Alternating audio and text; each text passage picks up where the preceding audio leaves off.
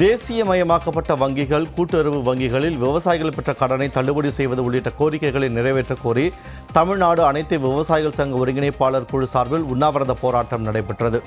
சென்னை எழும்பூர் ராஜரத்ன மைதானம் அருகே நடைபெற்ற உண்ணாவிரத போராட்டத்தில் கலந்து கொண்டு பேசிய விவசாயிகள் சங்க ஒருங்கிணைப்பாளர் PR பாண்டியன், விவசாயிகளை அழித்துவிட்டு கார்ப்பரேட்டுகளுக்கு திமுக அரசு ஆதரவாக இருப்பதாக குற்றம் சாட்டியுள்ளார். விவசாயிகளுக்கு எதிராக துரோகம் செய்யும் விளம்பர திமுக அரசுக்கு எதிராக வரும் சட்டமன்ற தேர்தலில் விவசாயிகள் அனைவரும் சேர்ந்து தகுந்த பதிலடி வழங்குவோம் எனவும் PR பாண்டியன் எச்சரிக்கை விடுத்தார். ஈடுபடுத்துவதை தடுத்து நிறுத்த வேண்டும்.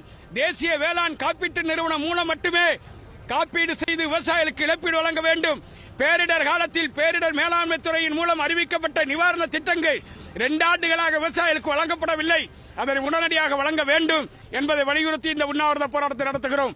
நாக்கு கூசாம சட்டமன்றத்தில் நாங்கள் பட்ஜெட் தாக்கல் பண்ணிட்டு 2 லட்சம் கோடிக்கு வெறும் 6,000 கோடி தான் குறையுது. அதாவது 1,96,000 கோடி விவசாயத்துக்கான வேளாண்மை திட்டங்களுக்காக அரசாங்கம் பல்வேறு திட்டங்களுக்கு செலவிட்டிருக்குன்னு சொல்றீங்க.